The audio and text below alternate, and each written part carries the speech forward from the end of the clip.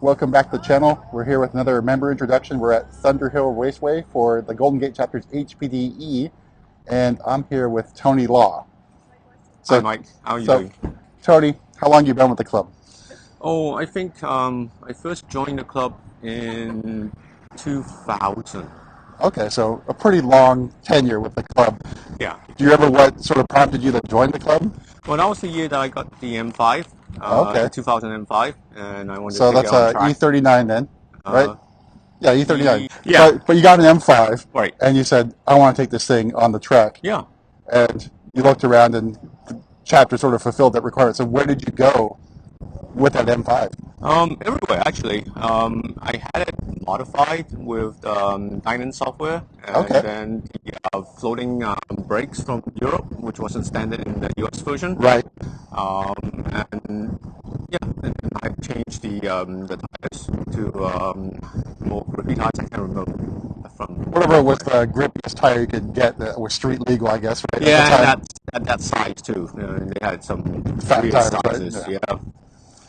Yeah, Okay, so I guess we talk about your car that's currently behind us. So it's an F87 M2 right. in mineral gray. In mineral gray. What was the attraction for the M2? Well, I've driven from the M5. I had a 135, a 2008 first year that it came. Okay. They didn't offer for the longest time. They never offered a 1M, or so to speak. Yeah, that was 2011, I want to say, Yeah. for the 1 Series M, which of course was limited production. Right, but all in all, because I had modified my 135 for track, Uh-huh. it actually performed. It had all M3 suspensions, Right. had Dynan Stage 2 software, Okay. had big brake kits in Right. front. So I didn't feel the need to get the 1M because my car actually had more power than the 1M at that Right. And time. you felt it was good enough at the time. Why Good enough. bother? It's probably a mistake looking back at it now because that car basically Kept. has held its value or gone up. Yes. And that Yeah. would have been a great car to have, but the 135 was sufficient for what you wanted. Yeah, the 135 was great. It was set up for a neutral. It came with staggered Right. wheels, and I set it up with neutral Square setup. Okay. square setup. Had that for a while, and then finally, when the M2 was announced, I was one of the first to put a deposit down and say I wanted one. Okay. Um, So that's what? I want to say late 2015 or so, Late somewhere in there. 2015, So you're basically the first one at whatever dealership it was right? to get an okay. So this is a 16 behind us? No, That's a actually, I 17. didn't get the 16. You know the Because reason it was why? short. It was a short No, collection, right? the dealer would never commit to a price. Ah, So at like 2 weeks before the car came, they said, "Okay, I wanted X amount markup," okay. and So I said, "No, I would not agree to that." that's the right move because I don't know what it is with California dealers, especially the Bay Area ones. Hot car comes out, they want to mark it up. Right. So we have a 2017 M2, Yeah. and we paid MSRP for it in Virginia. Right. And coming out here, they want 5, 10, maybe even more, That's right. which is And insane. insane. And actually, the dealer was close to 10. He wanted Oh, a wow. markup, and I said, "No, I am not doing that. I'm your customer, and if you do that to me, I'm walking." So I Right. went to another dealership. They said that they would sell it to me at MSRP, but I had to wait. So I waited to. Okay. I picked this up in July 2017. Okay. Yeah. So a little bit newer than Bessie's M2. So why don't we take a look at Yes. what we got here? So, of course, conveniently centered, so I have to go through my software and censor out the license plate. But it looks basically stock from what I see, right? Yes. Home stock. The only thing that's been replaced are the front tires. I had a Okay, so you little. wore them out a little bit. Yeah, but I also had a cut somehow. Ah, The treads got cut and oh no. non-repairable. So So, yeah, changed the tire. surprise, new tires. Why don't New we go tires. this way so we can actually look at it? The mineral gray, somewhat in the sun, so it pops out a little bit. Yeah, So, love this so we color. know you're at the HPDE. So obviously we know you take this to track events. What else do you do with this car, with the club? I haven't done any autocross yet. I enjoy HPDEs more. I've done 3 sessions with the club, 3 HPDEs since Right. I've gotten the car, and that's about it. It's not even my daily driver, so it just sits at home most of the time.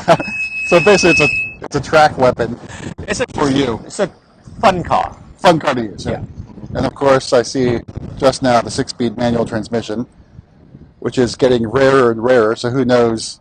The next generation of the M2, maybe it's just I saw an automatic rather than DCT.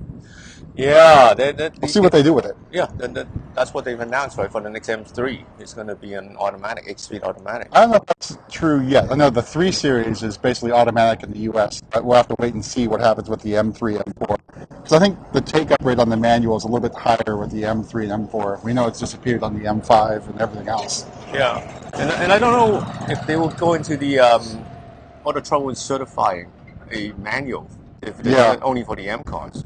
And basically only for the U.S. Yeah. So I know we've talked before, but you have your eyes set on an M2 competition as well. I do. I had plans for the one, but now that there's a rumor for CS, Yes, we all see those rumors. Yeah, that's the problem, right? So you're like, oh, the M2 competition that looks really cool. I'm going to get that, and then later on you go, oh, there might be an M2 CS or CSL. Who knows what else they'll do to the car? Well, the problem with the M2 competition I wanted was I wanted some of the carbon fiber bits, and they have not been released yet from the factory. I wanted the carbon fiber roof, the of course, roof, right? the carbon fiber roof, the hood, the fenders, and the trunk lid. Yeah, because I think what they did with the side fenders, like the normal one, looked like that. It looks like the vent is lower, sort of like the M4, but lower. Yeah, it looks insane. It looks insane. So, no pricing of stuff yet. Of course, you know it's going to be really pricey. That's the thing. If it adds 20,000 to the base price of the car, then I really have to, think about it, reconsider and see if I just want to wait for the CS, which is supposed to have 2020 or 2021 or something like that. I think is what they're rumored. It's basically like the last model year, the current 2 Series. Right. That'll be the special editions will pop out. Yeah. Okay. So that's probably will be my next car. It'll be an M2 competition S. Or CS, CS Club Sport or whatever the CS stands for. We'll have to look that up later. Okay, so I think one last question. What do you think is the best thing about the car club? I think it's the community. All like-minded people doing the same things. Right. That's what I like. Right, and you find the camaraderie here with the HPD. It's people here to talk to their cars and that's right. Tips and tricks on the track and how to improve yourself. So it's a common theme from everyone we've talked to. It's the people make the club. It is. Right? Definitely is. So it's actually a lot better than some of the clubs that I've driven with, like NASA, Speed Venture, Speed SF. It's not the same. So it's more focused on education rather than just basically track time. We're trying to make safer, better drivers out there on the track, and which then translates to the road as well. Mm-hmm. Yeah. So awesome. Well, thanks for taking the time to chat with us. Thank you, Mike. All right. Catch you later. Bye. Bye.